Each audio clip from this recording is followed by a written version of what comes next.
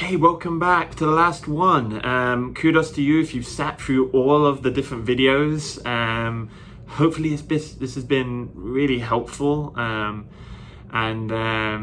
I said, if you have any questions, obviously let us know. But this week we're going to talk about refugees and also immigrant populations who may present to therapy, and some of the clinical things that I have worked with. And for disclosure, I have worked with this population, but by no means have I had an extensive interaction with it. But I know with the socio-political climate that we have today, unfortunately, it's becoming more and more of a thing that we as therapists or individuals are going to be seeing. It is a shame that there is a lot of biases out there, and that's why it's even more important of us as therapists to provide that safe place for this family, this population, these individuals. It shouldn't really fall down to you, but a lot of times it will. So being aware of that as the therapist is really important to note that. So to begin, the piece I want to talk about is not assuming that immigrant and refugee clients know what to expect necessarily from every session, right? Just like every other population we've already talked about, there's going to be stigmas. There's also going to be the idea that they don't know what therapy really is. And a lot of them may be coming to therapy with the advice from family members or advice from friends that don't go to therapy because of the risk of being prosecuted, right? If they get found, or if they're on immigration status, maybe against their beliefs, maybe religious, maybe cultural beliefs, that seeking therapy and talking about their issues or concerns may be a struggle. And this fits nicely into my second point of, it's a big risk. This is a big risk for our clients. I know I had one client originally when I first started who had come from Central America, and they were risking a lot to come and expose themselves to just therapy in general, being placed, documentation, all these different things, that it was a huge risk. And that's going to be a big barrier if you don't address that in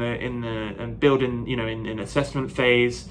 They're not going to open up as much because of that fear of disclosing too much. So just knowing that there's a big risk for this population of attending therapy, and that could be immigration status. I know I've had families who've been dealing with, ICE or all these other different populations, right? So agencies. So it's a big risk. So with that being said, also coming more into what the therapy room is, being really aware of those kind of microaggressions. Again, I know that before learning any microaggressions, before learning any of this, just by, a lot of these clients who are coming in, English is not their first language. And I know even if you speak multiple languages, you may not know that language. So if they're coming to you and they're having a conversation and you kind of raise your voice, or you try and pronunciate words in a different way, that could come across as, oh, well, they think I'm not smart, or they think I don't understand, or they think that that itself can be a microaggression, raising a voice to sound like they may understand me better. Those type of microaggressions. So again, that's something to be aware of in session. Another piece that I know I've experienced is, it's the elephant in the room, the cultural shock, right? There's a big cultural shock coming to you if you're coming to the United States, coming to Europe.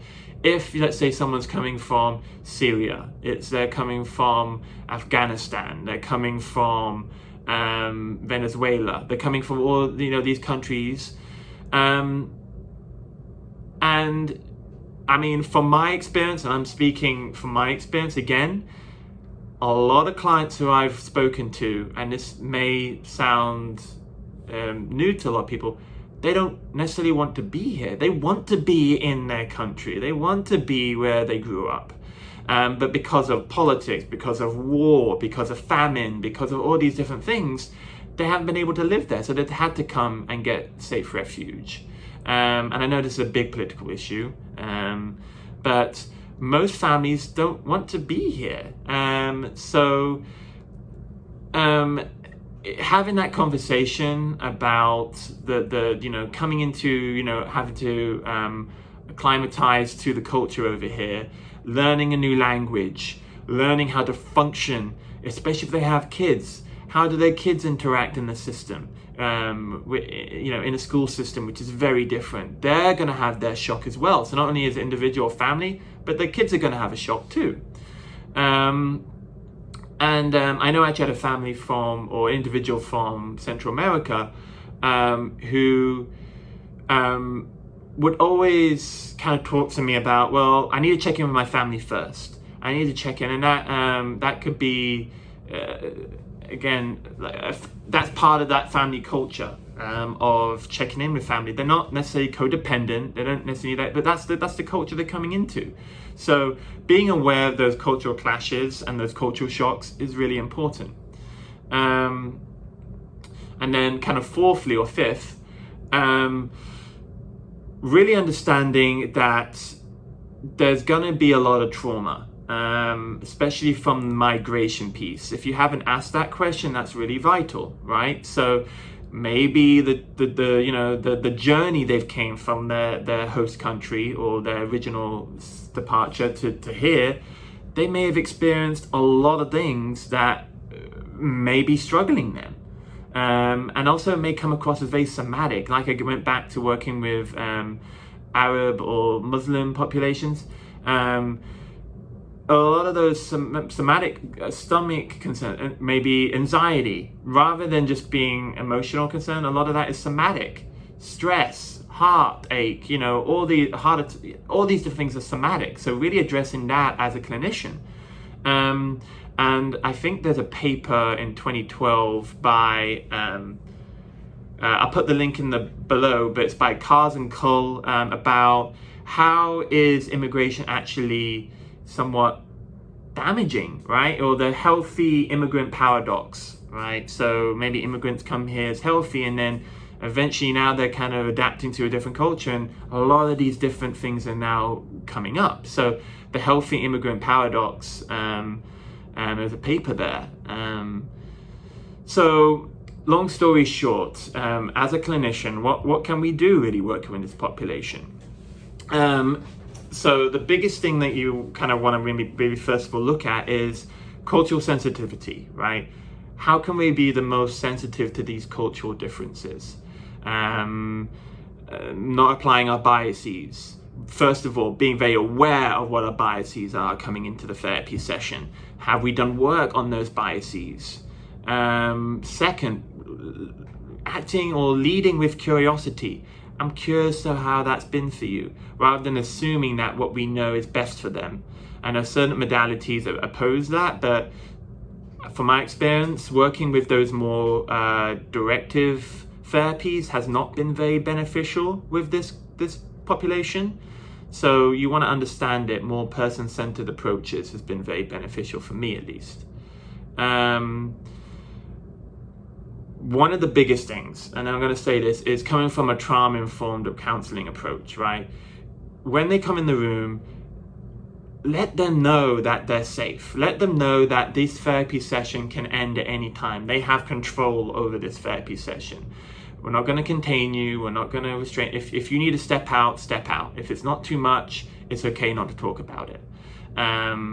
So having this trauma-informed lens, working with this population, is really vital. Now, working not only with trauma, but also focusing on the resilience of immigration. Like, they may be, I think there's papers out there, again, I'll put a link in the thing by Miller and colleagues in 2019, that having immigration coming in this country is very resilient. So let's focus as clinicians on the resiliency of that. So if you're always focusing on the trauma piece, that's a piece, but let's focus on the resilience. That's also another component that you want to work with this population. So long story short, and again, from my experience of working with mostly those coming across the border or working with those in Central America, it all comes back to that, not assuming that all the clients know what to do or what they expect from therapy. There's going to be stigmas. Number two, culture shock is going to be huge. Maybe not a lot of them want to be there, but they know they have to be there for their safety. Coming from a trauma lens is really vital in terms of working this population. And also just working on resiliency, working on cultural sensitivity as a clinician, leading with curiosity. All these things is going to make a best experience for your population. So I really hope this is something that you do more research around. And as all of these videos have really kind of discussed, the biggest thing I think comes down to is that sense of who you are as a therapist, who you are as an individual. Have you been able to bracket those cultural biases? Are you aware of where you come from as an individual? I'm speaking for myself. I knew I grew up in a culture which didn't really talk about this. It was very Eurocentric. So it took me a lot of work to really establish this. So if you can notice that there is a lot of gaps and actively manage to work on that, you will be able to work with a lot of different families. But it all comes back down to, can we bracket our own cultural biases? Because we're human beings, we will have them.